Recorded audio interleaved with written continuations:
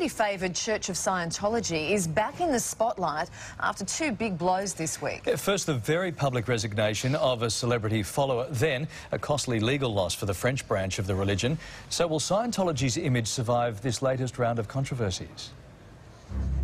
What is Scientology? How would you describe it? Well, it's very interesting.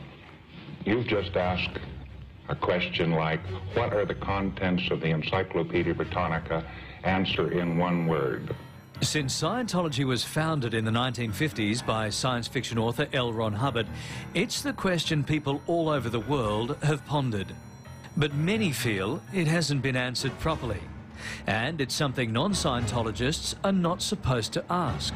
For you to talk to me, you as someone who's not a Scientologist, to talk to me about what my beliefs are, or to ask me to explain any core religious belief, that's an offensive concept. Nobody should ever be asked to do that. Over the years, Scientology has been scarred by numerous scandals. No, I'm not stopping here. You listen to me for a second. You're accusing members of my religion of engaging in brainwashing. No, tell me you stop!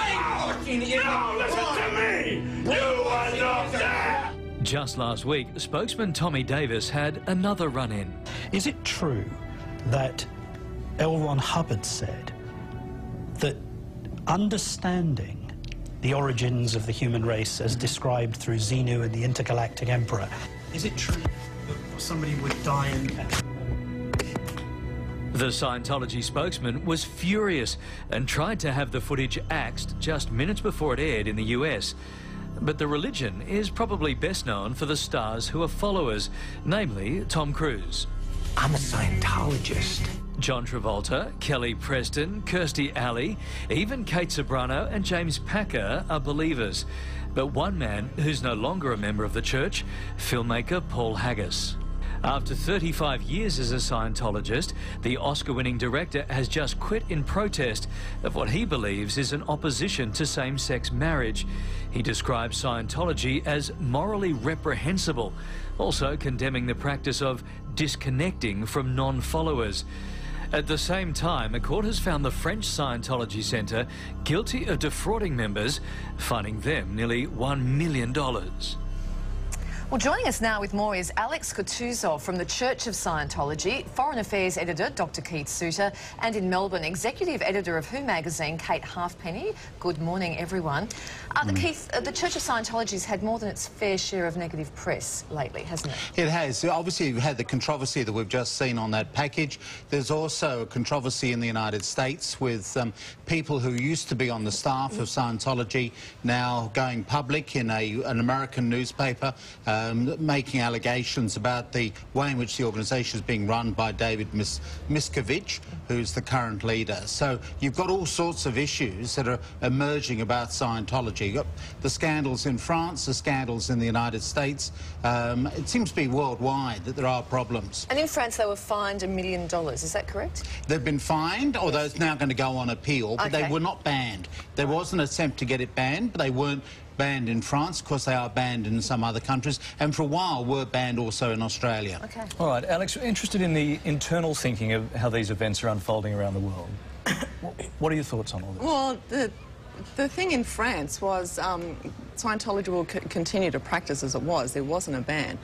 And you're saying that Scientology was banned in Australia. That was... Scientology was accepted as a religion in 1983 by the High Court of Australia.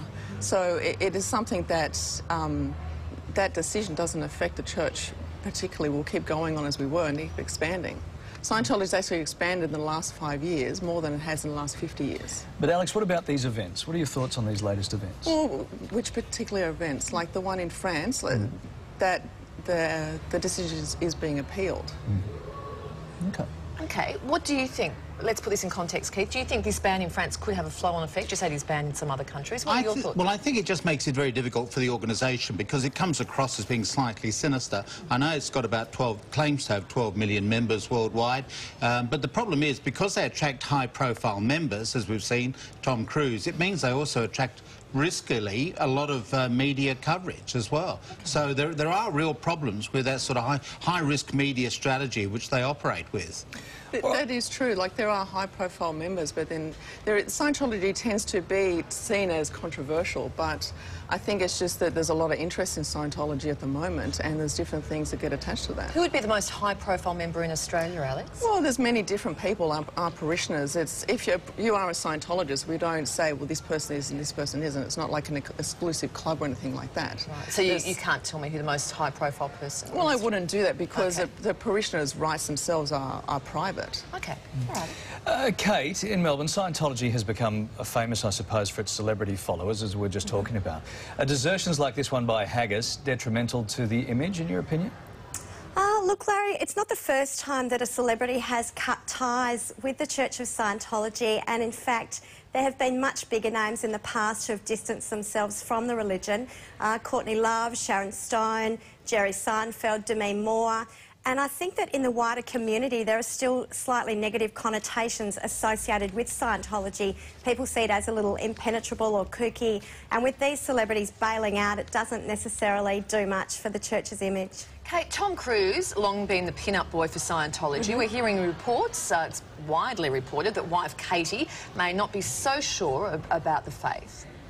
Yeah, Kyle, it's a good question. Initially, when she hooked up with Tom Cruise, Katie Holmes seemed to totally embrace Scientology. She did some gruelling detoxes in line with the Scientology tenets. She did lots of training. She had a Scientology minder, and there were even reports that she gave birth to daughter Suri, according to guidelines which recommended total silence in the delivery suite. But since that time, publicly at least, she seems to be less enamoured of Scientology, and in fact recently she took her daughter Suri along to a Catholic preschool in Boston to do some arts and crafts, and people saw it as a sign that she is becoming more dependent again on the Catholic faith in which she was raised. All right. Alex, Paul Haggis claims the Church encourages followers to disconnect from non-believers. Is that right? That's not true. I personally have been in Scientology for 17 years.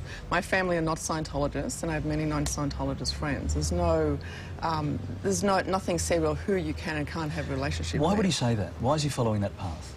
Well, his particular incidents I don't actually have all the information on. His personal experience I couldn't actually comment on. Alrighty then. Kate, celebrities in general, and Keith touched on this, it's a double-edged sword. When they're with you as a Scientologist, it's great publicity, but when they defect, it's equally as bad. How important are they to this religion moving forward, do you think? I think they're very important, Kylie. Certainly L. Ron Hubbard said when he was alive that he targeted celebrities specifically because of the glittering marquee value that they had. He felt they were very valuable to spread the message of the religion. There are 8 celebrity centres around the world, the largest of which is in Hollywood, and now while anyone can drop in off the street, it is specifically designed to allow celebrity Scientologists some peace to do their worshipping away from prying eyes and fans. All right. Everybody, thank you for your time this morning. Thank you. We appreciate that. Alex, Keith and Kate in Melbourne.